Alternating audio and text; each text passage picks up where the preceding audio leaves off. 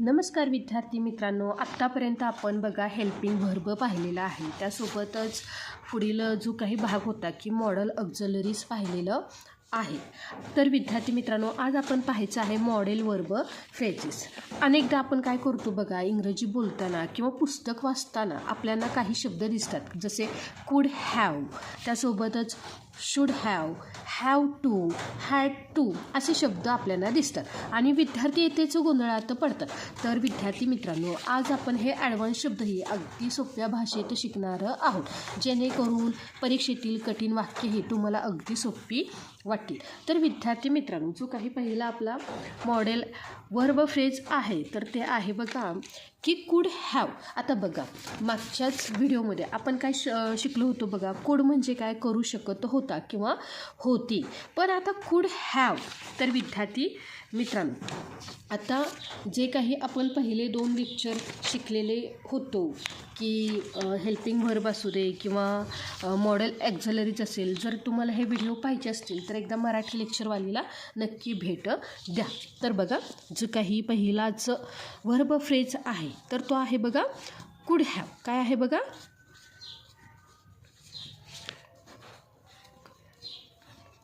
कुड हॅव.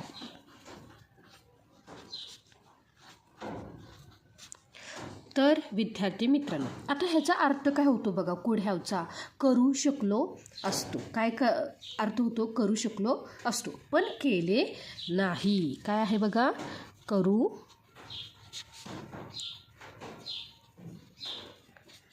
शकलो असतो. आता बघा, भूतकाळात आपल्यामध्ये एखादी गोष्ट करण्याची क्षमता होती पण ती झाली नाही, तेव्हा आपण काय करतो रे, कुड हॅव वापरतो. चला, ह्यासाठी पहिल्यांदा काय करूया, उदाहरणं पाहूया आणि मग समजून घेऊया. बघा, उदाहरण घेतलं मी, यू कुड हॅव, यू कुड हॅव ओन द मॅच.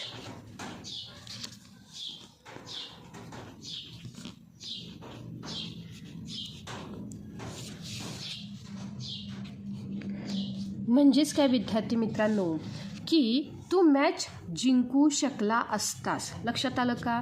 काय आहे बघा ह्याचा अर्थ, तू मॅच जिंकू शकला असतास.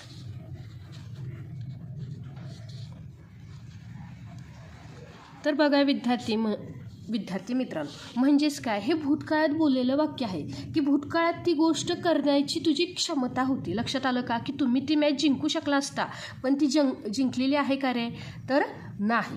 त्यासोबतच आता अजून एक दुसरं उदाहरण पाहूया. बघा, he could have, he could have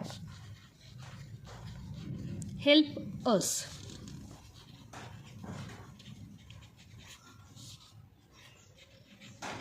म्हणजेच काय विद्यार्थी मित्रांनो, ह्या वाक्याचा अर्थ होतो बघा, तो आपल्याला मदत करू शकला असता, तो आपल्याला मदत करू शकला असता.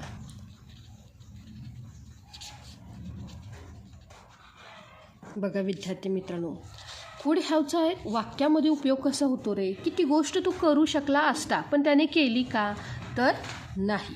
लक्षात आलं का? त्यासोबतच आता जे काही दुसरं मॉडेल व्हर्ब फ्रेजेस आहे तर ते आहे बघा शुड हॅव.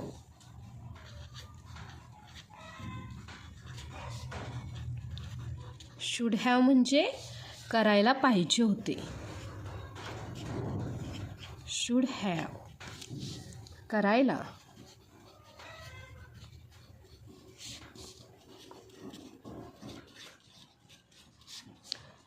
पाहिजे होते पण केले नाही. चला, पहिल्यांदा आपण काय करूया, उदाहरण पाहूया आणि मग समजून घेऊया. बघा, you should have, you should have studied hard.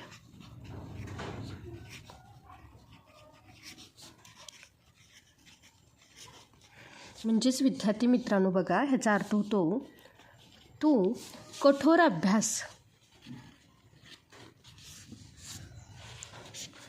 कठोर अभ्यास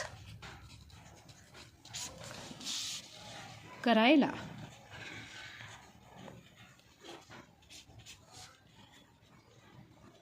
पाहिजे होतास. बघा विद्यार्थी मित्रांनो, वाक्य तुमच्या समोर आहे. तर ह्यामध्ये आपल्याला काय समजतं रे, की बघा you should have studied hard, म्हणजे तू कठोर अभ्यास करायला पाहिजे होतास. तू केलास का?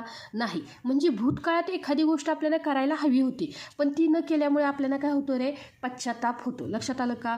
जर तू कठोर अभ्यास केला असतास तर तू पास झाला असतास, पण तू अभ्यास न केल्यामुळे काय झाला रे, नापास झाला. लक्षात आलं का? म्हणजे हे तुला करायला हवं होतं. लक्षात आलं का? त्यासोबतच विद्यार्थी मित्रांनो, दुसरं एक उदाहरण पाहूया. बघा, I should have come early.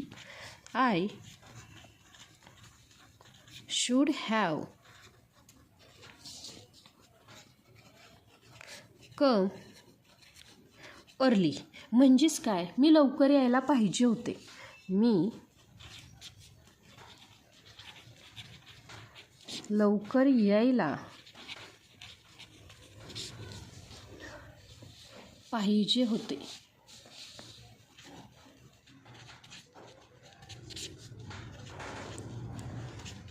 त्यासोबतच विद्यार्थी मित्रांनो, आता जे काही पुढील मॉडेल वर्ब फ्रेजेस आहेत, तर तो आहे बघा वूड हॅव. काय आहे बघा, वूड हॅव.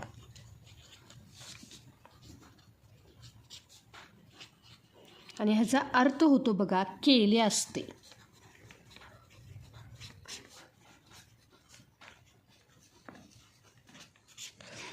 तर विद्यार्थी मित्रांनो, आता पहिल्यांदा आपण उदाहरण पाहूया आणि वूड हॅवचा जो काही अर्थ कशा पद्धतीने असतो हे मी तुम्हाला समजावून सांगते. तर बघा, I would have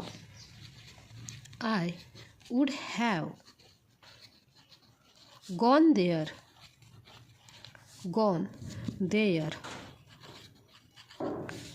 but I was busy.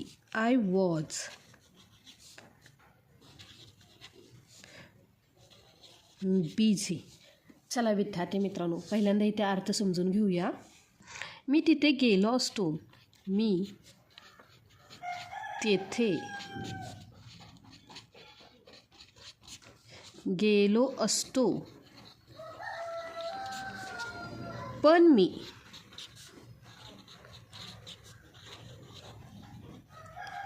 व्यस्त होतो. तर बघा विद्यार्थी मित्रांनो, म्हणजेच ह्या वाक्याचा अर्थ काय होतो बघा, की हे आहे काल्पनिक भूतकाळ. म्हणजे जर एखादी गोष्ट भूतकाळात घडली असती तर मी दुसरी गोष्ट केली असती. म्हणजे मी तिथे गेलो असतो, पण त्यानं काय सांगितलं रे, पण मी कसं होतो रे, व्यस्त होतो. लक्षात आलं का? चला दुसरं उदाहरणही पाहूया. बघा, if you had call me I would have come. तर विद्यार्थी मित्रांनो, ह्या वाक्याचा अर्थ होतो बघा, जर तू मला फोन केला असतास, जर तू मला फोन केला असतास,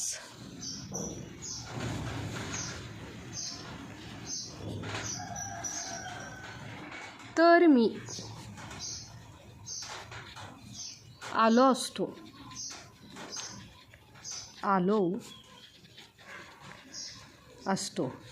म्हणजेच बघा विद्यार्थी मित्रांनो, त्यानं काय सांगितलं, जर तू मला फोन केला असतास तर मी आलो असतो. म्हणजे एखादी गोष्ट घडली असती तर मी काय केली असते रे, दुसरी गोष्ट केली असती. जर तू मला फोन केला असतास म्हणजे फोन करण्याची गोष्ट घडली असती तरच मी आलो असतो. लक्षात आलं का? वूड हॅवचा अर्थ काय होतो रे, काल्पनिक भूतकाळ. चला विद्यार्थी मित्रांनो, आता जे काही पुढील फ्रेज आहे तर ते आहे बघा मे बी किंवा माईट बी. काय आहे बघा, मे बी किंवा माईट बी.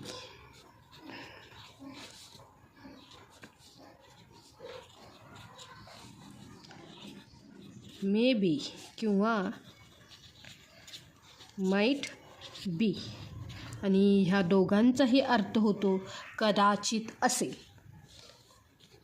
काय होतो बघा ह्या दोघांचाही अर्थ कदाचित असेल. चला विद्यार्थी मित्रांनो, पहिल्यांदा काय करूया, उदाहरण पाहूया आणि ह्या जे काही फ्रेजेस आहे ह्याचा अर्थ समजून घेऊया. बघा पहिलं उदाहरण आहे हे मे बी ॲट होम. म्हणजेच विद्यार्थी मित्रांनो ह्याचा अर्थ काय होतो बघा, तो कदाचित घरी असेल, तो कदाचित घरी असेल. तर बघा विद्यार्थी मित्रांनो, म्हणजे कदाचित असेल एखादी गोष्ट भविष्यात कदाचित अशी असेल तशी असेल, म्हणजे अंदाज लावला आहे. लक्षात आलं काय? मे बी किंवा माईट बी म्हणजे काय, अंदाज लावताना. हां, तो कदाचित घरी असेल. लक्षात आलं का? किंवा दुसरं उदाहरण पाहूया, it may be true. It may be true. तर विद्यार्थी मित्रांनो ह्याचा अर्थ काय होतो, कदाचित खरे असू शकते. लक्षात आलं का? ते कदाचित खरे असू शकते. म्हणजे इथं त्यानं सांगितलं आहे का ते खरंच असू शकतं? नाही, त्यानं काय केली, शक्यता वर्तवली आहे, अंदाज लावला आहे. लक्षात आलं का? ते कदाचित खरे असू शकते.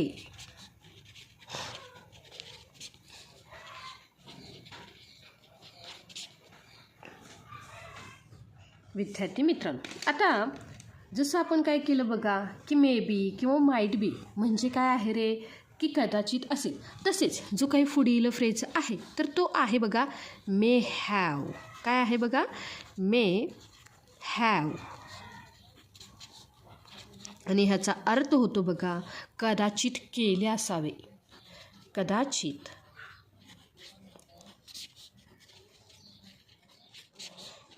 केले असावे.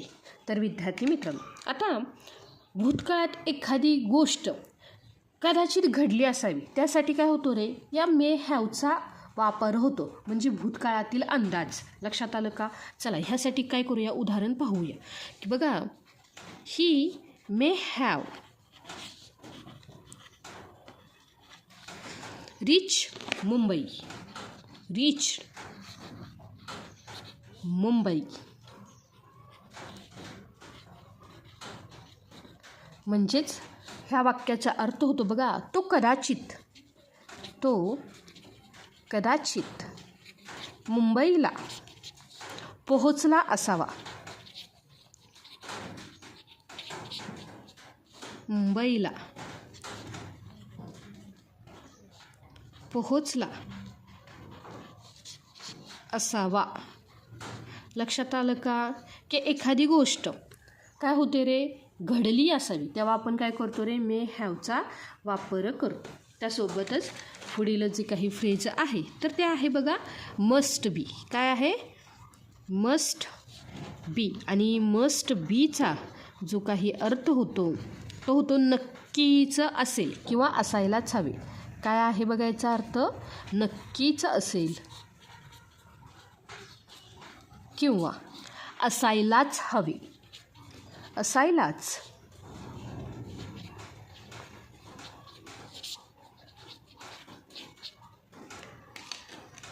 तर बघा विद्यार्थी मित्रांनो, आता बघा मस्ट बीचा अर्थ काय होतो की आपल्याला एखाद्या गोष्टीबद्दल 100% खात्रीने अंदाज लावतो. लक्षात आलं का? मस्ट बी म्हणजे नक्कीच असेल किंवा असायलाच हवं.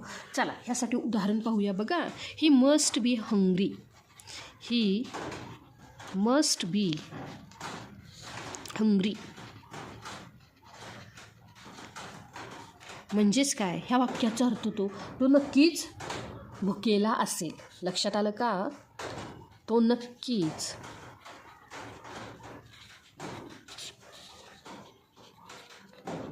भुकेला असेल. किंवा दुसरं उदाहरण पाहूया. बघा you must be joking. You must be joking म्हणजेच विद्यार्थी मित्रांनो ह्याचा अर्थ काय होतो, तू नक्कीच विनोद करत असशील. तू नक्कीच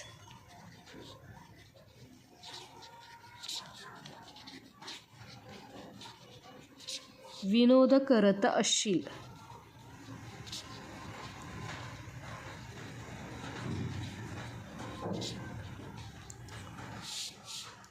तर चला विद्यार्थी मित्रांनो, आता जे काही पुढील फ्रेज आहे तर ते आहे बघा, मस्ट हॅव.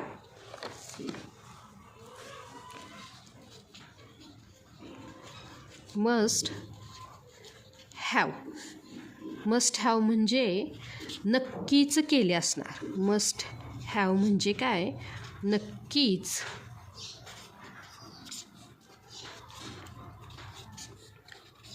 केले असणार.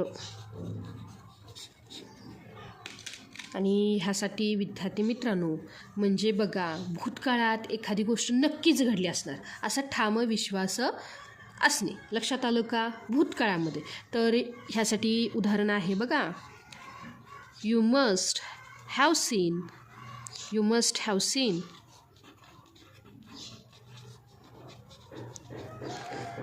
द ताज महल.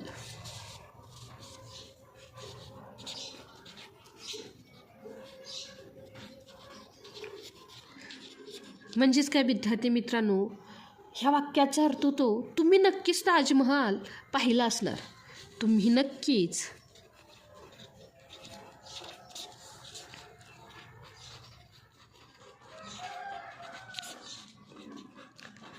ताजमहाल पाहिला असणार. पाहिला असणार. त्यासोबतच दुसरे एक उदाहरण पाहूया बघा, he must have. He must have forgotten his keys. Forgotten his keys म्हणजेच तो नक्कीच त्याच्या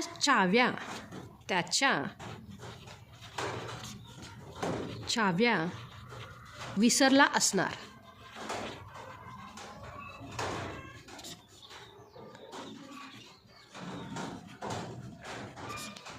बघा विद्यार्थी मित्रांनो, म्हणजे मस्ट हॅव म्हणजेच काय की भूतकाळात ती गोष्ट घडलीच असणार. लक्षात आलं का, तो नक्कीच त्याच्या चाव्या विसरल्या असणारच. लक्षात आलं का, कारण तो कसा आहे रे, विसरभोळा असं आपण म्हणतो. लक्षात आलं का. चला आता जे काही पुढील फ्रेज आहे तर ते आहे बघा, हॅव टू. काय आहे बघा, हॅव टू किंवा हॅज टू. काय आहे बघा, हॅव टू किंवा हॅज टू. आणि विद्यार्थी मित्रांनो ह्याचा अर्थ काय होतो माहिती आहे तुम्हाला, करावे लागते. हॅव टू किंवा काय आहे बघा, हॅज टू. ह्याचा अर्थ काय होतो, करावे लागते.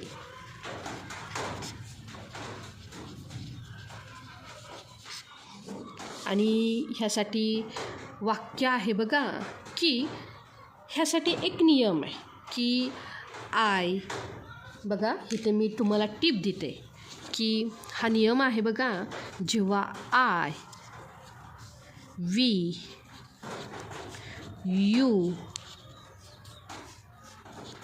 दे हे सब्जेक्ट असतील किंवा हे प्रोनाऊन असतील तेव्हा तुम्हाला वापरावं लागतं हॅव टू. काय वापरायला लागतं, हॅव टू. पण विद्यार्थी मित्रांनो जेव्हा तुम्ही ही, शी, इट किंवा नावासोबत बघा, किंवा नावासोबत म्हणजे नेमसोबत. लक्षात आलं का, नावासोबत नेमसोबत तुम्हाला काय वापरावं लागतं, हॅज टू. काय करावं लागतं रे, हॅज टू वापरावं लागतं. लक्षात आलं का. ह्याचा जो काही नियम आहे हे काय आहे रे, तर हॅव टू किंवा हॅज टू म्हणजे ही वर्तमान काळातील एक सक्ती आहे. कशी आहे ती, चला उदाहरणाद्वारे समजून घेऊया. बघा, पहिलं उदाहरण मी घेतलं, I have to complete my homework.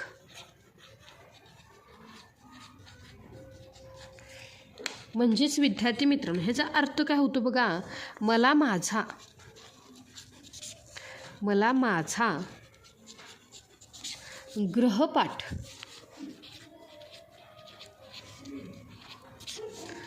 पूर्ण करावा लागतो. पूर्ण करावा लागतो. लक्षात आलं का, की तुला काय करावं लागेल रे, तुझा गृहपाठ पूर्ण करावा लागेल. लक्षात आलं का. आय हॅव मला माझा. लक्षात आलं का. त्यासोबतच विद्यार्थी मित्रांनो बघा, दुसरं एक उदाहरण घेऊया. बघा, she has to cook food every day.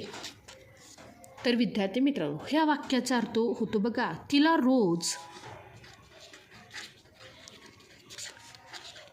रोज स्वयंपाक करावा लागतो. स्वयंपाक करावा लागतो.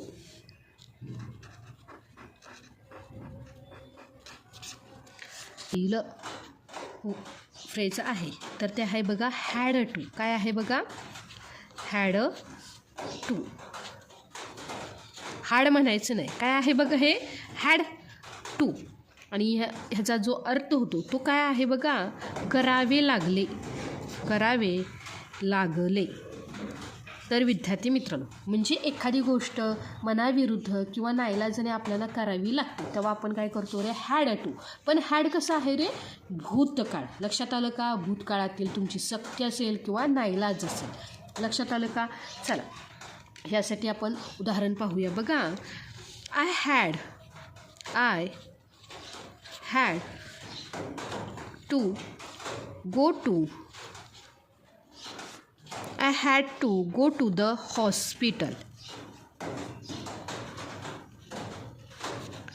म्हणजेच काय विद्यार्थी मित्रांनो बघा, मला हॉस्पिटलमध्ये जावे लागले. मला हॉस्पिटलमध्ये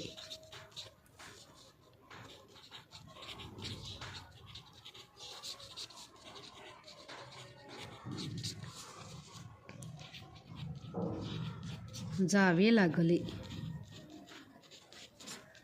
त्यासोबतच विद्यार्थी मित्रांनो, आता जे काही पुढील उदाहरण आहे ते आहे बघा, we had to wait for an hour. म्हणजेच काय, आम्हाला 1 तास वाट पाहावी लागली. आम्हाला 1 तास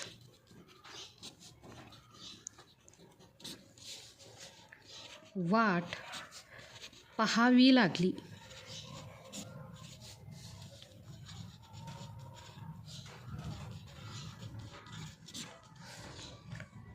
त्यासोबतच विद्यार्थी मित्रांनो, आता जे काही पुढील फ्रेज आहे तर ते आहे बघा, विल हॅव टू किंवा शाल हॅव टू. काय आहे बघा, विल हॅव टू किंवा शाल हॅव टू.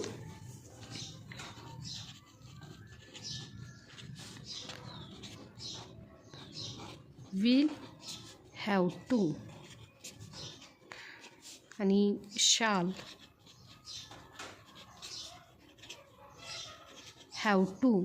आणि ह्या दोघांचाही अर्थ होतो बघा, हे आहे करावे लागेल. हे काय आहे बघा, करावे लागेल. तर विद्यार्थी मित्रांनो, आता ही आहे भविष्यकाळातील सक्ती. तर पहिल्यांदा आपण काय करूया की उदाहरण पाहूया आणि समजवून घेऊया. बघा, you will have to pay, you will have to pay the fine. म्हणजेच काय विद्यार्थी मित्रांनो, तुला दंड भरावा लागेल, तुला दंड भरावा लागेल. त्यासोबतच पुढील उदाहरण आहे बघा, we will have to wake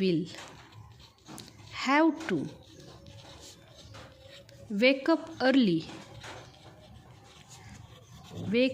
early tomorrow.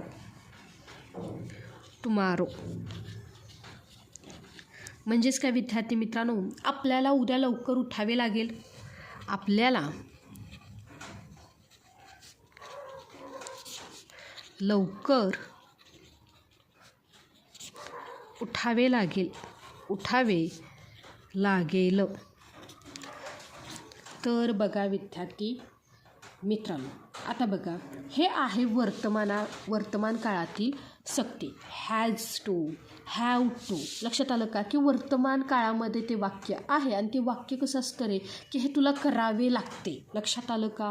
त्यासोबतच हॅड टू आहे भूतकाळ. काय आहे, हॅड टू हे आहे भूतकाळ. Will have to, shall have to हे आहे वर्तमान काळ. हे काय आहे बघा, वर्तमान काळ. तर विद्यार्थी मित्रांनो, आता पुढील जी काही फ्रेज आहे तर ते आहे बघा, वॉज टू किंवा वेअर टू. काय आहे बघा,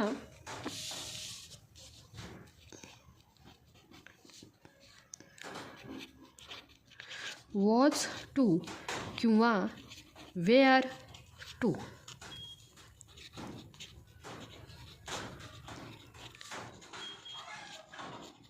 वेअर टू आणि ह्या दोघांचा हे अर्थ होतो बघा, करायचे होते. काय आहे बघा, करायचे होते. आणि ह्यासाठी एक नियम आहे किंवा ही टीप आहे तुमच्यासाठी विद्यार्थी मित्रांनो. तर बघा, जेव्हा आय, ही, शी, इट ह्या सब्जेक्टसोबत किंवा ह्या सर्व नामांसोबत वॉज टू वापरतात. काय करतात रे, वॉज टू. आणि वी, यू, दे सोबत वेअर टू वापरतात. काय करतात रे, वेअर टू वापरतात. लक्षात आलं का की विद्यार्थी मित्रांनो, आता भूतकाळात एखादी गोष्ट करायची ठरले होते किंवा त्याचे नियोजन होते, तर अशा वेळी आपल्याला वॉज टू किंवा वेअर टू वापरायचं असतं. चला ह्यासाठी उदाहरण पाहूया. बघा, I was to meet him yesterday. म्हणजेच काय, मला त्याला काल भेटायचे होते, मला त्याला काल भेटायचे होते.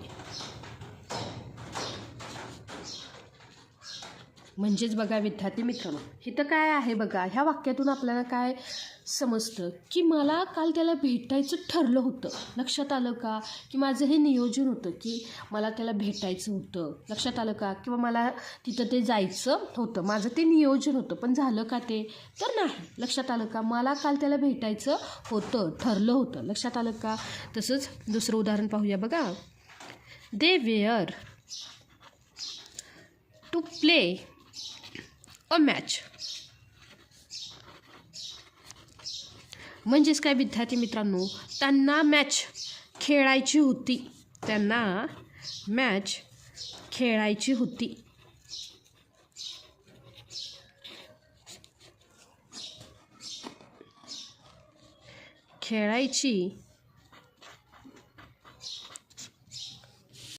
तर विद्यार्थी मित्रांनो, आज आपण काय पाहिलं की जे काही मॉडल वर्ब फ्रेजेस आहेत त्यासोबतच त्याचे प्रोनाऊन्सिएशन आणि एक उदाहरण आपण पाहिलं. तर विद्यार्थी मित्रांनो, आज आपण जे काही हेल्पिंग व्हर्ब असेल किंवा मॉडल ऑक्झिलरीज असेल किंवा मॉडल व्हर्ब फ्रेजेस आहे, तर हे पूर्णतः आपले सर्व भाग पूर्ण झालेले आहेत.